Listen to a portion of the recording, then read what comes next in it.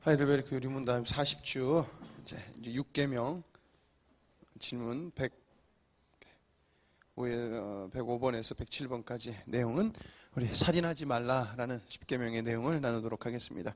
지난주의 내용을 먼저 복습하면은 안식일을 지킴이란 어떤 것인가라는 것이에요. 안식일에 담겨져 있는 의미를 따르는 것이다 라는 것이에요. 행위로 지키라는 것이기도 하지만 그 행위 속에 담겨있는 의미가 지켜져야지 바른 것이다 라는 것이에요. 그러니까 우리가 주일을 지키는 것도 주일을 그냥 나와서 예배를 드리는 게 아니라 우리가 예배 속에서 이루어져야 되는 것들이 예배 속에서 주님께서 예배 속에 담겨주신 은혜와 여러 가지 것들이 이루어져야 된다는 것이에요. 그것이 이루어지지 않는다면은 몸은 나와 있을지 모르나 그 의미가 지켜지지 않는다는 거예요. 결국에 하나님은 그것을 지켰다고 보질 않으세요. 이스라엘 백성들도 안식일을 그렇게 지켰음에도 하나님은 안식일을 지켰다고 말씀하지 않으셨거든요. 그것은 그 안에 담겨있는 내용을 그들이 알지만, 어떻게 보면 알았지만은 세상의 이유, 그리고 그러니까 세상의 것들을 둘러봤을 때 세상의 것들에 넘어가서 그 내용을 지키지 않고 이방 사람들이 하는 자기 신들에게 제사 지냈을 때 축복한다더라 라는 그런 미신적인 이방적인 신앙들을 안식이라고 접목하면서 계속해서 그 안식일의 의미가 없어져 버렸다는 거예요. 그래서 담겨있는 의미를 따르는 것이다. 형식 속에 들어있는 의미를 따르는 것.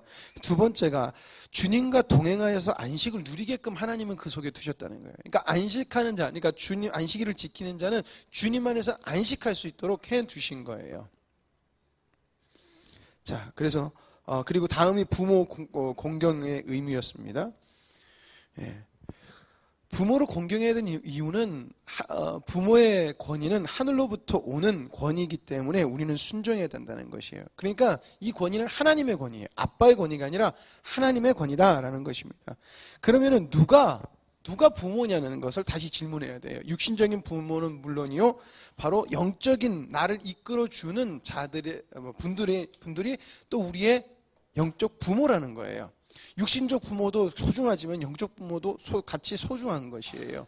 그래서 목사, 교사, 선지자 이런 직분을 주신 하나님께서 말씀을 주시는 그런 분들을 우리가 공경해야 되고, 그러잖아요. 우리가 부모가 나한테 이렇게 좀 섭섭하게 했다 그래서 나 오늘부터 저기 다른 부모 많은데 나 다른 데 가서 내 마음에 드는 사람 내 부모를 삼고 살 거야. 안 그러거든요. 그렇다는 것이거든요. 근데 요즘에는 그러잖아요. 교회가 꼭 프랜차이즈처럼 내가 골라서 먹을 수 있는 곳이 이렇게 맛있는 거 먹을 수 있는 것을 골라가는 것처럼 이렇게 돼버려서 그 의미가 퇴색되는 것이죠.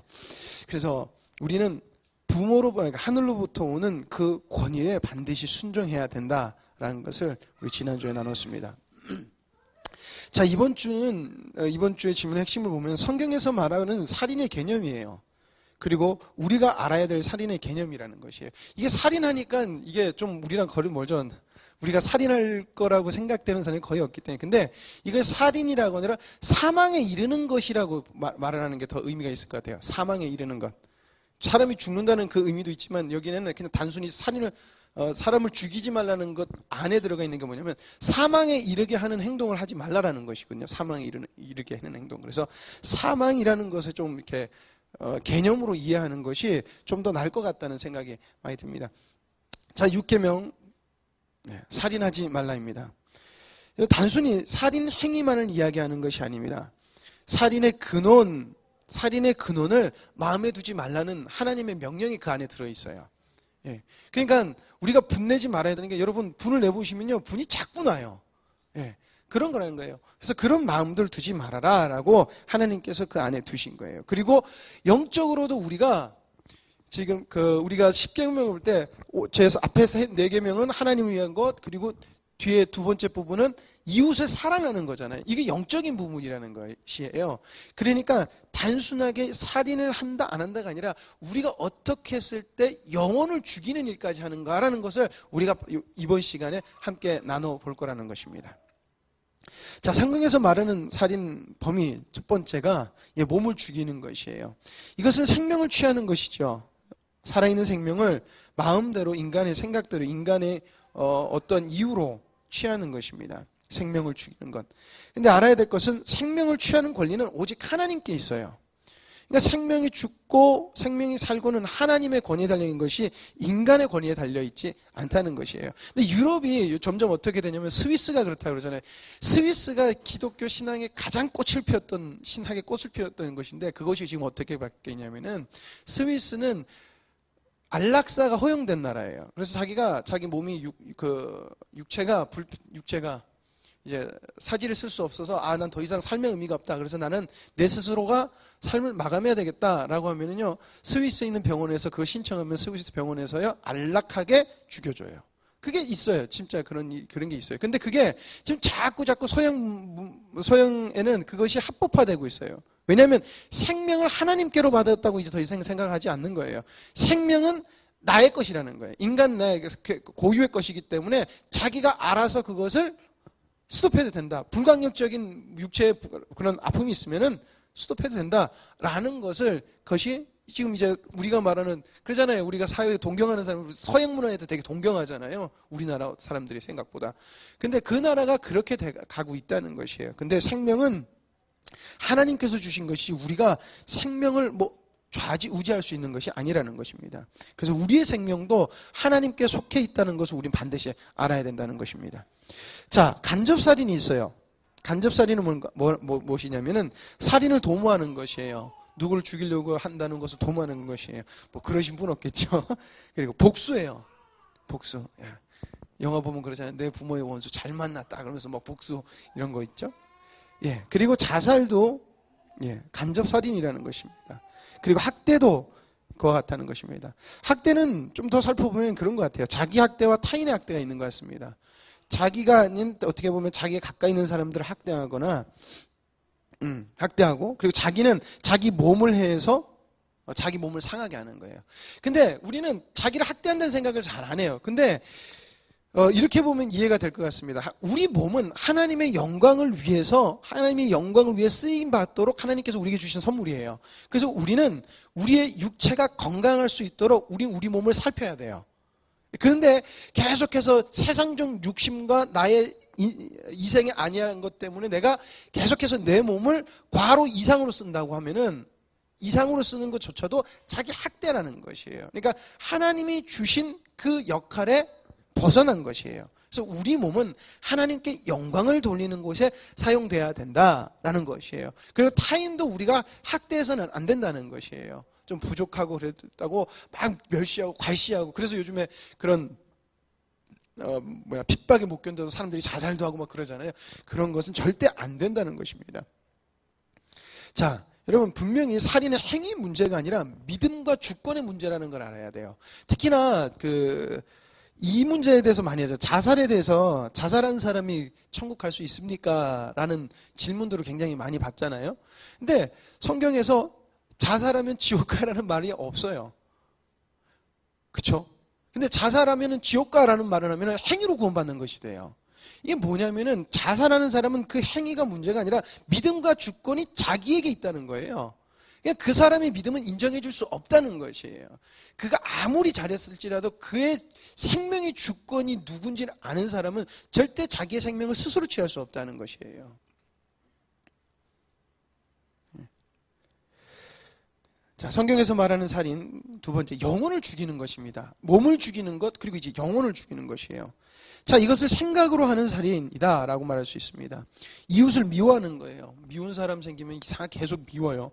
미워하는 것이니 주님도 말씀하셨죠. 미워하는 것은 죽이는 것이에요. 그리고 중상모략하는 것이에요. 모함하고 저 사람을 나쁘게 얘기하고 없는 것을 얘기해 거짓으로 말하고 이런 것이에요. 그리고 여러분, 마음에 상처를 주는 것도 살인하면 마음을 죽이는 거, 살인은 사망에 이르게 한다는 거예요. 살인이란 말보다는 사망에 이르게 해요. 그래서 자녀들을 계속해서 괄시하고 멸시하고 막 이렇게 마음에 상처 주는 말하면 애들이 어떻게 돼요? 애들이 침울해져서 애들이 기가 죽는다 그러잖아요. 근데 그렇게 기가 죽는 애들이 결국에는 안 좋은 쪽으로 가는 것들도 많이 보잖아요. 왜 그럴까?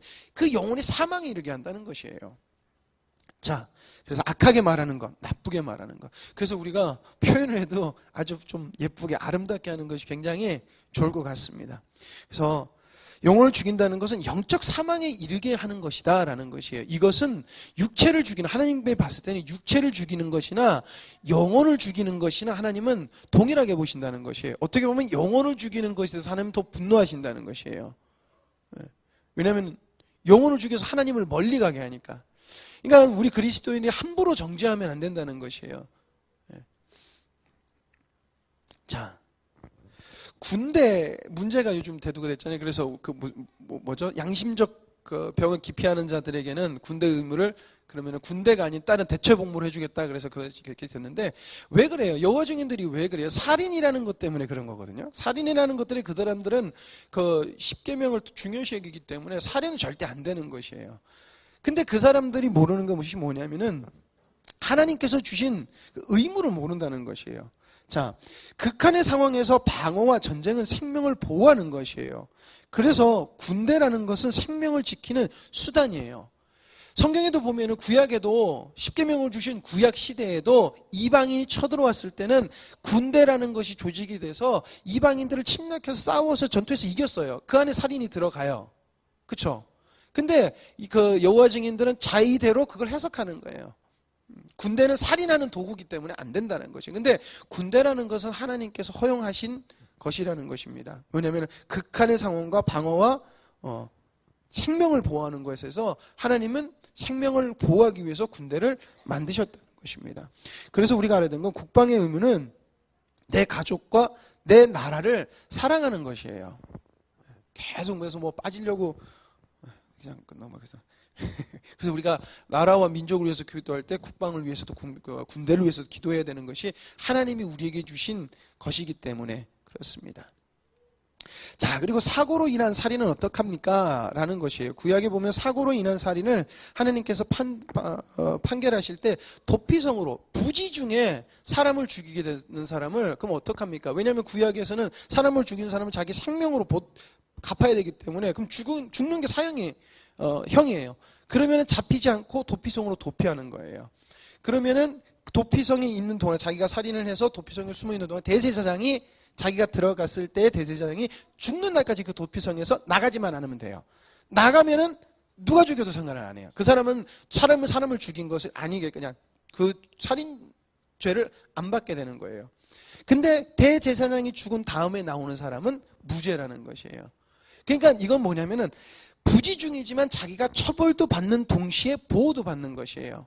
그러니까 자기가 얼만큼의 형벌을 받을지 몰라요. 이게 제가 도피성을 볼 때마다 이거 읽을 때마다 생각이 드는 게 내가 살인해서 그러니까 부지 중에 사람을 죽였는데 도피성으로 들어갔는데 그 다음날 대제사장이 죽으면요. 그 다음날 나와도 되는 거예요. 웃기지만 그게 하나님의 법이라는 거예요. 그게 뭐냐면은 이 판결을 하나님한테 온전히 그냥 맡기는 거예요. 그렇잖아요. 들어갔으면 또 죄송한 말이지만 그 대제사장이 언제 돌아가실지 모르잖아요. 이것도 깝깝하잖아요. 솔직히 몇 년 형이라도 받았으면 모를까. 근데 이게 하나님한테 맡긴다는 거예요. 생명이라는 것을 소중히 여기고 또한 부지중이라는 인간의 연약함 하나님께서 보호하시는 거라는 거예요. 그래서 처벌과 보호를 동시에 하신다는 것이에요. 지금 우리가 부지중이라는 실수로 이렇게 임명을 했을 때는 우리는 그냥 국가의 법을 따르는 게 맞는 것입니다. 왜냐하면 하나님께서는 사람에게 법을 주셨기 때문에 그 국가를 주셨고 법을 주셨기 때문에 그것을 따르는 게 맞다는 것이죠. 자, 6번째 계명 속에 의미가 있습니다. 살인의 근원이라는 것이죠. 그래서 아까 말했듯이 이게 살인이 아니라 사망에 이르게 하는 것이라고 제가 이야기를 한 것입니다. 첫 번째가 미움이에요. 미움. 그리고 분노, 복수하고 싶은 마음, 그리고 욕망입니다. 이런 것들이 살인을 이끌어내는 근원이에요. 근데 하나님은 이것을 그냥 미움, 분노, 복수, 욕망 이 정도로 보시지 않고 이것을 뭐냐면은 살인으로 간주하셨어요. 살인으로 간주하셨어요. 그래서 말씀을 보면은 이렇습니다. 요한일서 3장 15절 말씀입니다. 같이 읽겠습니다. 시작. 그 형제를 미워하는 자마다 살인하는 자니 살인하는 자마다 영생이 그 속에 거하지 아니하는 것을 너희가 아는 바라. 자, 마태복음 5장 20절 우리가 잘 아는 말씀이죠. 같이 읽겠습니다. 시작. 옛사람에게 말한 바 살인하지 말라. 누구든지 살인하면 심판을 받게 되리라 하였는 것을 너희가 들었으나 나는 너희에게 이르노니 형제에게 노하는 자마다 심판을 받게 되고 형제를 대하여 나가라 하는 자는 공회에 잡히게 되고 미련한 놈이라 하는 자는 지옥 불에 들어가게 되리라. 그냥 미워하는 거나 분내는 거나 멸시하는 거나 이런 것을 뭐 한다고요? 사망, 그러니까 죽음보다 더한 것이 사망이잖아요. 지옥이라는 것이 지옥 불에 던진다는 의미잖아요. 그것도 더 중히 보신다는 것이에요. 그러니까 우리가 미워하는 마음을 가진다는 것이 굉장히 무서운 거라는 것이고 분낸다는 것도 굉장히 무서운 거라는 것입니다. 그러므로 우리는 살인의 근원을 차단해야 돼요. 이런 마음이 우리 속에 있지 않도록 하라는 거예요. 그러니까 살인하지 말라라는 말은 야, 너 사람 죽이지 마라는 얘기가 라는 것이 아니라 예수 그리스도 구약시대는 율법을 따라 하나님을 의지하며 살아가는 거고 지금 우리에게는 예수 그리스도로 인하여 삶으로 말미암아 여러 삶 속에서는 미움과 분냄과 욕망과 이런 것들을 내려놓고 하나님의 성령으로 인하여서 살아가라라고 말씀하시는 것이에요. 예. 그래서 6계명은 살인뿐만 아니라 그 근원을 차단하는 것이다. 여러분, 미움의 근원을 가지고 있으면 반드시 열매가 나타나게 돼 있어요. 최초의 살인이 그랬습니다. 최초의 살인이 누가 했어요? 가인이었죠. 가인이 자기의 제사를 드리는 것을 받지 않고 아벨의 제사와 아벨을 받으시는 걸 보고 시기와 질투와 분냄이 그 마음속에 있었어요. 그랬더니 어떻게 해요? 동생을 불러서 때려 죽여버렸어요. 그리고 두 번째가 또 나눠보면 요셉의 형들이에요. 요셉의 형들이 요셉만 아빠가 이뻐하니까 시기 질투가 그 마음에 많았어요. 그랬더니 어떻게 해요? 원래는 동생을 죽이려고 그랬어요. 동생을 죽이려고 구덩이에 넣었다가 어떻게 할까 그러다가 지나가는 상인한테 팔아버린 거예요. 그러니까 시기 질투가 그거를 다스리지 못하니까 어떻게 돼요? 그걸 동생을 죽이자라는 살인을 모의하는 것으로 가더라는 것입니다. 압살롬이 어떻게 했습니까? 압살롬이 누이 다말이 암놈이 욕보여요. 압살롬의 누이가 너무 예뻐 보여가지고 너무 예쁘니까 어쩔 줄 모르다가 한마디로 겁탈을 해버려요. 그런데 겁탈하고 났는데 이게 사랑하는 마음이 미움으로 바뀌어요. 그래가지고 막 괄시라는 거예요. 그래서 압살롬이 화가 나서 어떻게 했냐면 아무도 모르게 형을 죽여버려요. 그러니까 형에 대한 미움과 분노를 다스리지 못하니까 어떻게 돼요? 형을 그냥 죽여버린다는 거예요. 이 죽이면 안 된다는 거를 그 사람들이 몰랐을까요? 알았다는 거예요. 하나님은 살인하지 말라는 법을 주셨기 때문에 알았다는 거예요. 근데 그것을 넘어서 죽여버렸다는 것이에요. 그래서 형 악놈을 죽였어요. 창세기 4장 7절에 보면은 최초 가인이 살인할 때 하나님께서 이렇게 경고하세요. 내가 선을 행하면 어찌 낯을 들지 못하겠느냐. 선을 행치 아니하면 죄가 문에 엎드리느니라. 죄의 손은 내게 있으나 너는 죄를 다스릴지니라 라고 말을 하고 있어요. 이게 무슨 말이냐면 죄가 너를 삼키려고 이렇게 문 앞에서 사자나 그 포유류들이 사냥할 때 하는 거 있잖아요. 이렇게 사냥할 때 이렇게 보고 있는 그런 상태로 있으니까 제가 너 물 거니까 물리지 않도록 너 조심해라. 그래서 그 죄를 다스려라라고 하나님께서 그걸 가르쳐 주신 거예요. 말씀해 주신 거예요. 근데 그걸 다스리지 않으니까 어떻게 해요? 그한테 물려서 살인을 저지르더라는 거예요. 그러니까 죄에 대한 열매를 맺더라는 것이에요. 그래서 우리는 단순히 살인하지 말라, 이건 나에게 속한 것이 아니지라는 것이 아니라 우리는 미움이나 질투나 시기, 분냄 이런 것들은 결국 직접적인 육체의 살인을 하지 않지만은 우리는 영혼을 사망에 빠뜨리는 일도 할 수 있는 것이라고 우리는 마음으로 알아야 된다는 것이에요. 그래서 우리는 그것을 다스려야 되는 것이에요. 다스려서 생명을 살려야 된다는 것입니다. 자, 요약을 하면은 살인하지 말라는 하나님의 명령은 육체의 살인뿐만 아니라 영적 살인이 있다는 것을 우리가 알아야 된다는 것이에요. 그러니까 사망에 이르게 하면은 안 된다라는 것입니다. 두 번째, 생명의 근원이 누구인지를 분명하게 알아야 된다는 것이에요. 생명의 근원은 오직 하나님으로부터 오는 것이다. 하나님이다라는 것이에요. 자, 생명의 주인이 누구이냐? 내 목숨도 내 것이 아니라는 것이에요. 내 목숨은 하나님의 것이라는 것입니다. 자, 살인을 하는 마음의 근원을 죽여야 된다는 것입니다. 그래서 우리는 예수 그리스도로 말미암아 날마다 우리는 죄를 다스려야 되는 것이에요. 그래야지 우리가 하루하루 살아갈 때 영혼을 죽이는 일을 하지 않고 영혼을 살리는 일을 한다는 거예요. 우리는 별명이 새 생명을 받아서 생명을 살리는 일을 해야 돼요. 그렇기 때문에 우리는 죄를 다스려서 생명을 얻는 일에 힘써야 될 줄 믿습니다. 기도하시겠습니다.